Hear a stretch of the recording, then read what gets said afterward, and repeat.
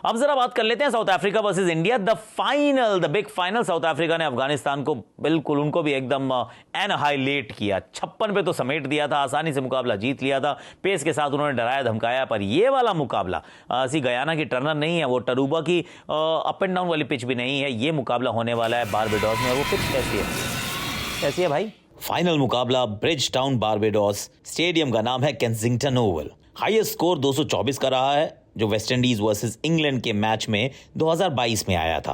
32 मुकाबले यहां खेले जा चुके हैं। बॉलिंग पहले करने वाली टीम ने 10 और बैटिंग पहले करने वाली टीम ने 19 मुकाबले जीते हैं। 2 टाइट मुकाबले रहे और एक में रिजल्ट आया नहीं। Average first inning score Barbados में 156 का है। फास्ट बॉलिंग और स्पिनर्स के लिए मदद यहां रहती जरूर है। साउथ अफ्रीका आखिरी बार इस मैदान पर 2010 में खेली थी। बारबेडोस की पिच अच्छी है, यहाँ रन्स काफ़ी बनते हैं एक्चुअली।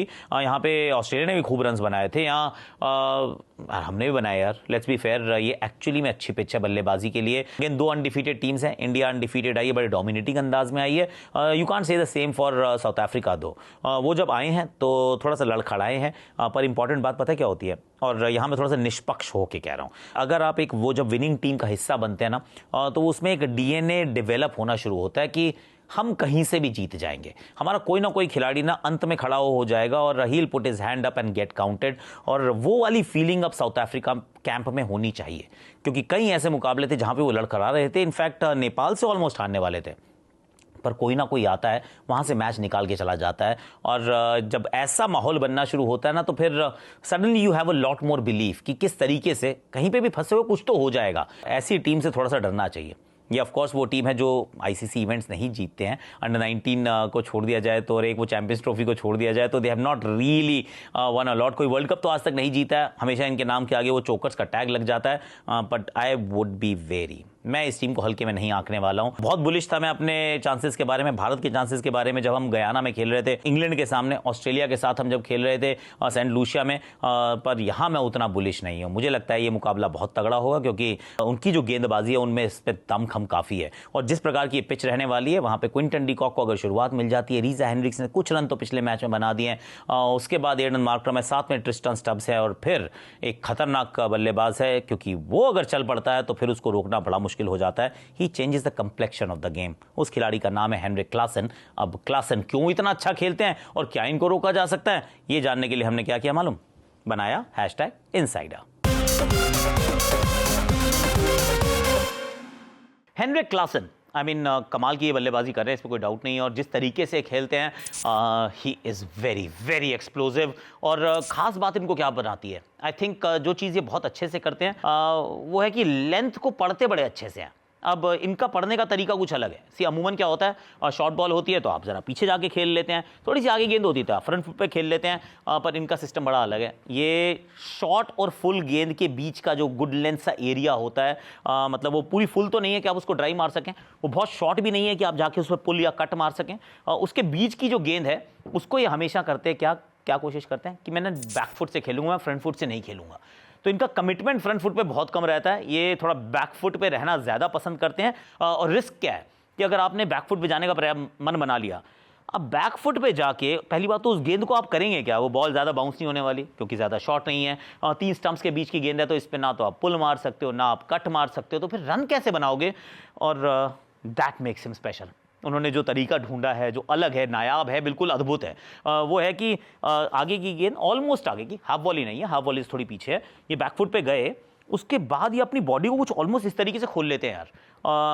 नीचे वाला पाँव उतना शायद फिर भी ना खोले, थोड़ा सा खोलते हैं कि भाई कवर्स की तरफ तो कम से कम दिखना शुरू हो, और उसके बाद सीधे बल्ले से इस तरीके से कुछ सामने शॉट मारते हैं। यहाँ से आप गए, आपने पहले गए बैकफुट पे गए, और फिर यहाँ से सीधा, क्या शॉट है यार।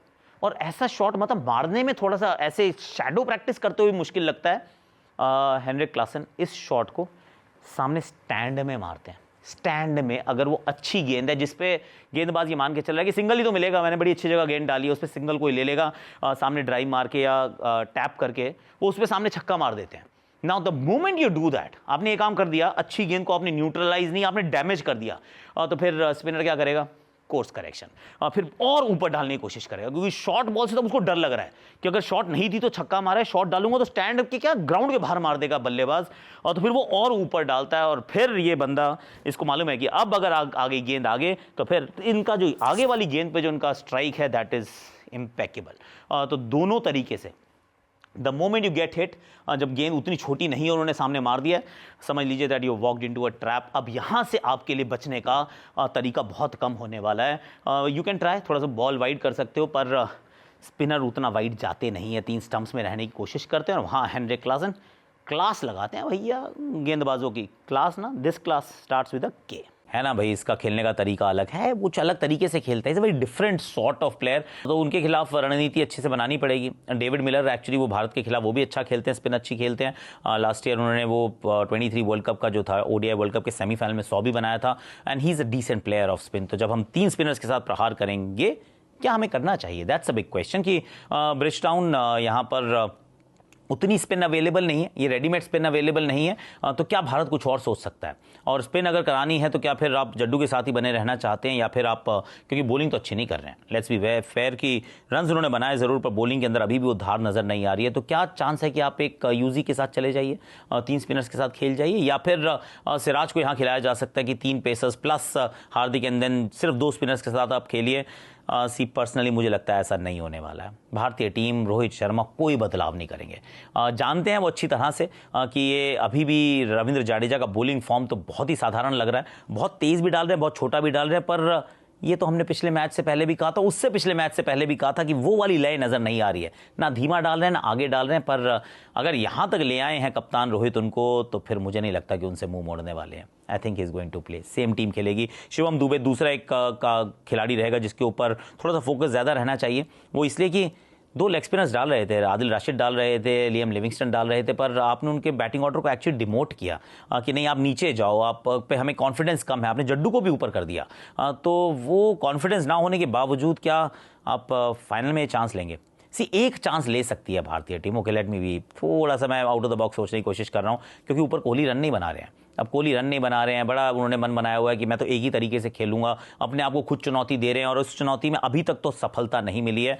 तो क्या ये हो सकता है इन द बिग फाइनल्स? ऐसा नहीं कि पहले नहीं हुआ है, हमने यूसुफ पठान को खेलते हुए देखा था suddenly in the 2007 finals.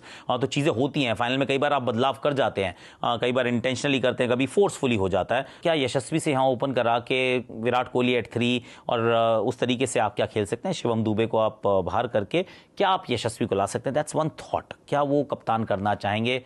Personally I feel को वो नहीं करेंगे और इसी टीम के साथ जाएंगे और कोहली को अभी भी ओपन करवाएंगे, क्योंकि खिलाड़ी बहुत बड़ा है और उम्मीद आपको लगी रहती है कि इवेंचुअली वो शायद अपने आप से कमिटमेंट जो अभी किया उसको छोड़ दें और कहें कि नहीं, मैं थोड़ा सा अपने आप को समय देता हूं। क्योंकि बड़े कपिल पाजी ने एक बार मुझे बात समझाई थी कि समय को समय दो, समय बदल जाता है। जब अच्छा समय नहीं रहा तो फिर बुरा कहाँ से रह जाएगा, वो भी बदल जाएगा। पर क्या कोहली अपने आप को समय देंगे, will be the big question. मुझे ऐसा लगता है कि भारतीय टीम इस मुकाबले में टॉस जीते, बैटिंग करे, मुकाबले में आगे रहेगी। लेकिन अगर कहीं भारत टॉस हारता है और south Africa for a change पहले बैटिंग करने का फैसला करता है, तो ये बड़ा 50-50 गेम होगा। पहले बैटिंग करने वाली टीम का पलड़ा थोड़ा सा तो भारी रहने वाला है।